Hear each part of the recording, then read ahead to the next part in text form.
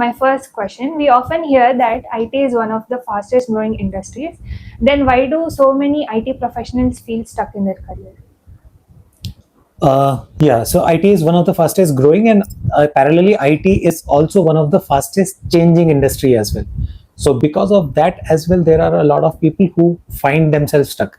So one of the prime reasons is technology is changing every day, right? So when it keeps on changing and people do not adapt to it, or people are not learning new skills, not upskilling themselves, that is where the challenge would come, right? So it's primarily about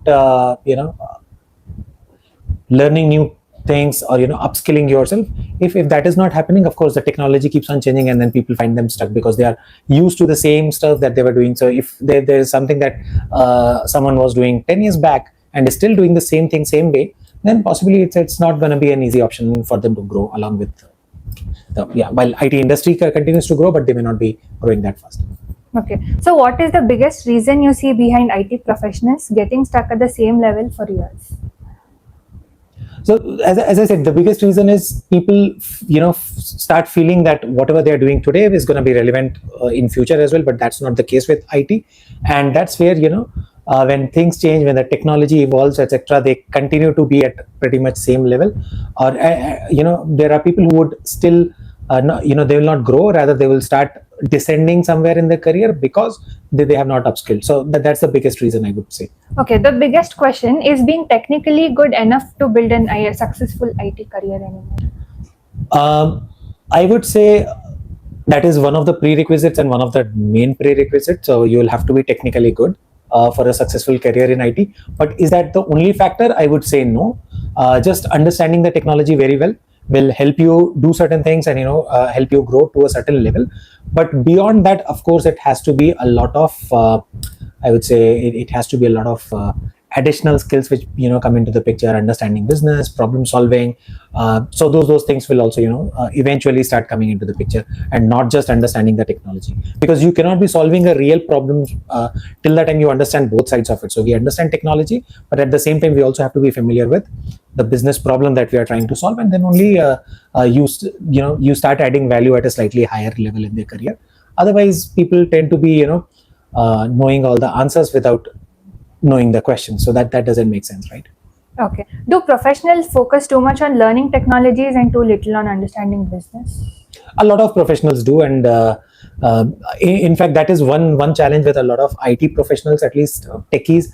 I come across a lot of people who are really good with the technology. They understand the technology very well, but they understand very little of the business and the processes and the business problems that they are going to solve. And there's something which needs to start coming early in the career itself, so that interest should start building right at the beginning of the career. So if that is not happening, then of course it's going to become a blocker at some point of time in the career, if they're not focusing enough on understanding business problems or understanding business processes that ways. Yeah, moving on, what is the difference between someone who has 10 years of experience and someone who has repeated the same 1 year of experience 10 times? Yeah, I think there is this answer in the question itself. So 10 years of experience should basically be counted as 10 years of experience, and not just the same repeat task which has been done over 10 years again and again and again. So that is the thing. Few people will grow when they grow in their career, or when they have got more experience. They are basically talking about different types of experience, different type of exposure, which again does not only talk about the technology part of it. It also takes into consideration understanding business problems, solutions, challenges, etc. For some people, because they have just been doing the repetitive task, same kind of work, they have been pretty much in the comfort zone. So in that case, what happens is their experience is more like the same experience repeated over years. So yeah, of course I would say 10 years of experience of different type of processes, challenges, different types of clients, etc., is a lot better than same experience again and again repeated. Yeah, in your POV, how important is visibility? Can someone be very good at their job but still get overlooked for promotions? This is a very, I would say it's a bit tricky question, but there are two parts to it. So there is one side which is about how visibility plays a big role, or how some of the additional activities, initiatives which play a big role in the career growth or promotions within organizations. So that is one part. But at the same time, visibility is always, a lot of times when we are discussing this, a lot of professionals tend to associate this visibility with things which are not that productive, and they would say, okay, fine, people who are doing more socializing, etc., get more visibility. So that is one part, and I would not completely deny that that is something which happens. But at the same time, visibility comes when you yourself as a professional start looking into the bigger picture. So obviously, if you confine yourself to writing a code, then your visibility or your interaction are limited to a tech lead who is reviewing your code. But if you start looking at the bigger picture, if you start understanding the business problem, if you start understanding about what is the solution that is being implemented versus what can be implemented, what can be a better solution, if you start building your scope around that, then of course your visibility will go beyond the tech lead who is reviewing your work, and it goes to the levels where the actual business stakeholders also start noticing that your suggestions are valuable and your visibility increases. And of course, people who bring in that kind of visibility or that kind of perspectives onto the table will definitely have more scope of growth. So yeah, that does play bit of a role, and that's something which I would suggest IT professionals or techies should also start expanding their scope. I would not say move away from technology, that's a completely different story, but keep your focus on technology, parallelly understand the other aspects as well. So that is very, very important. Without that, it starts becoming very difficult for to grow. Okay.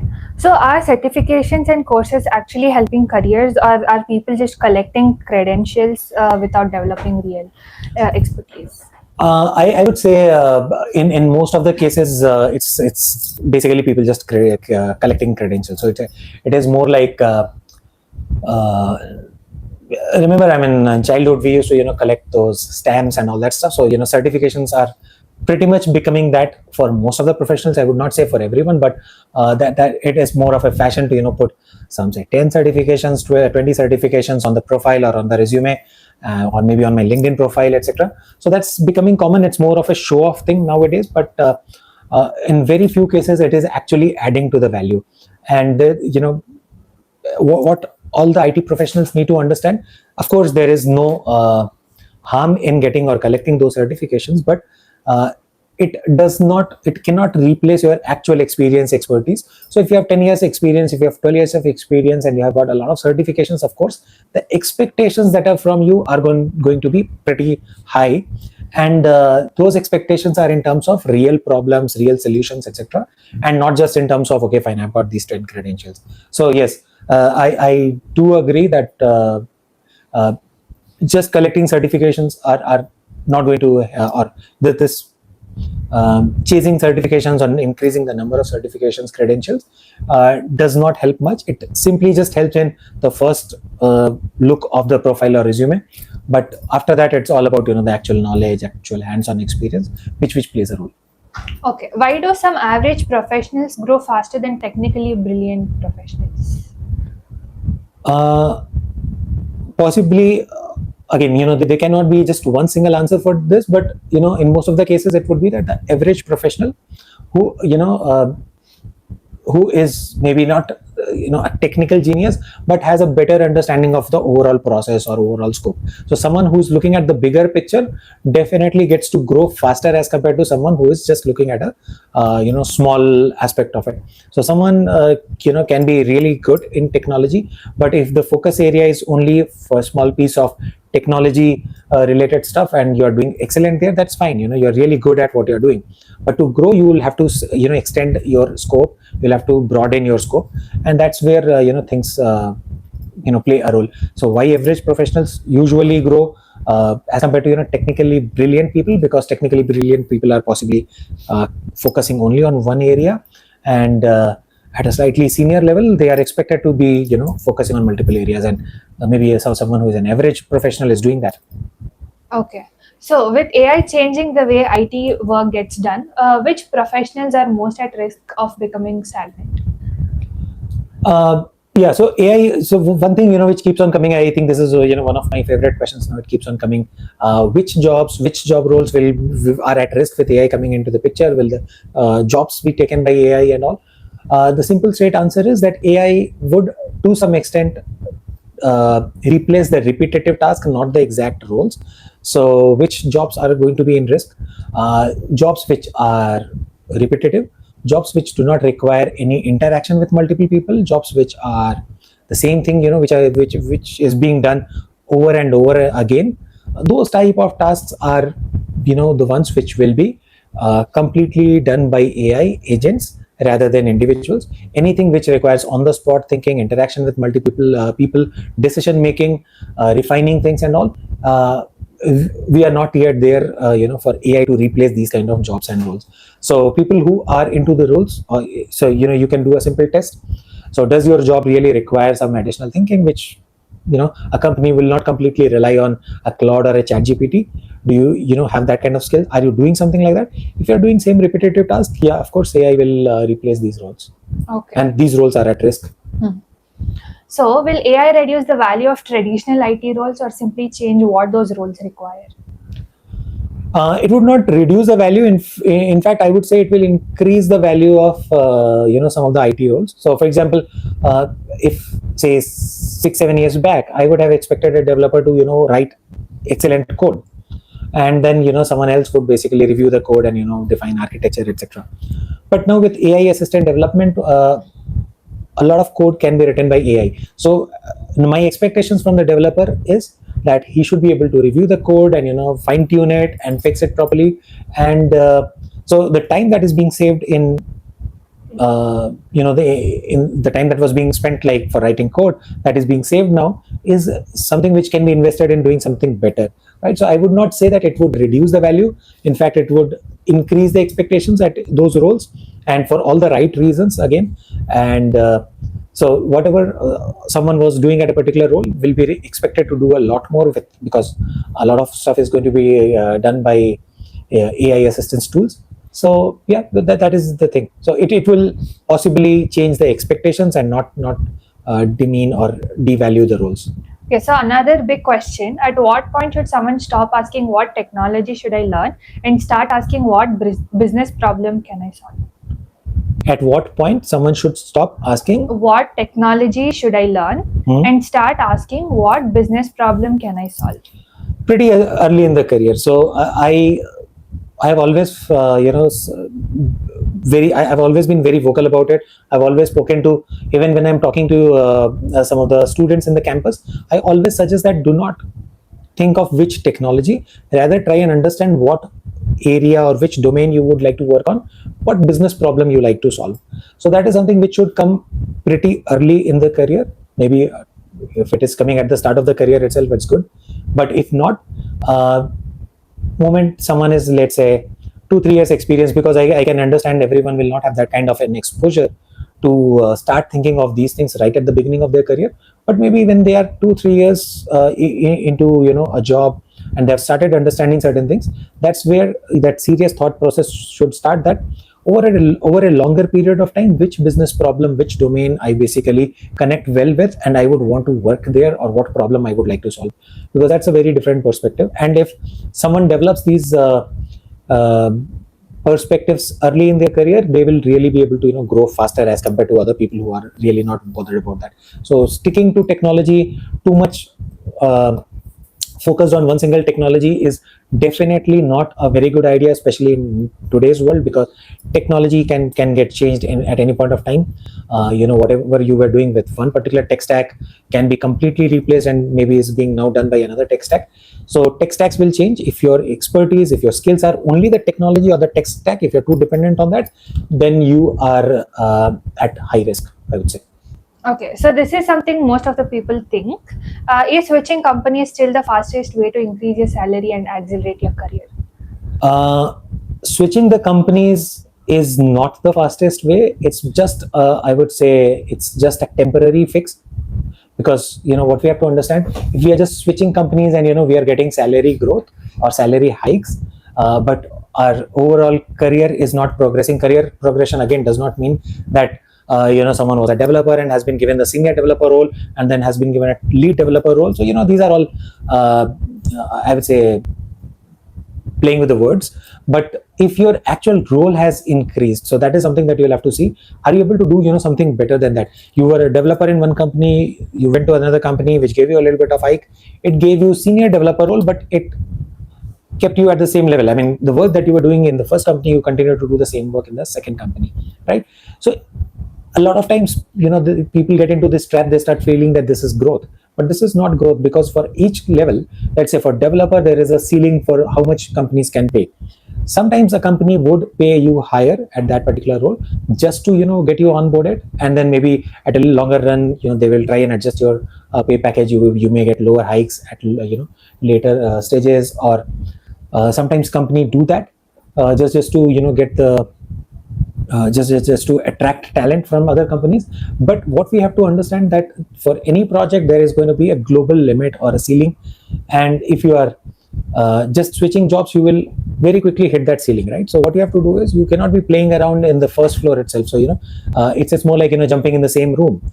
You will have to somewhere climb up the stairs, and basically you will have to go to second floor, third floor. But if you're in the first floor and just by jumping you're thinking that you're actually growing, that's not actual growth. So changing companies, changing jobs just for the sake of salary hike is possibly keeping you into the same ceiling.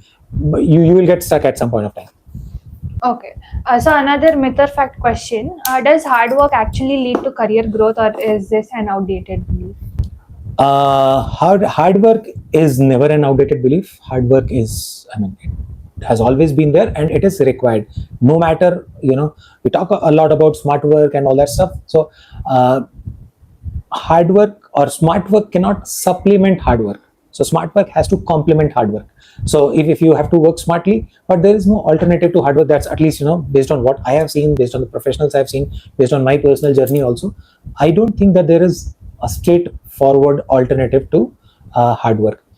So that is there. If there are ways of doing things, using some tools, technologies, etc., but still you still continue to do hard work.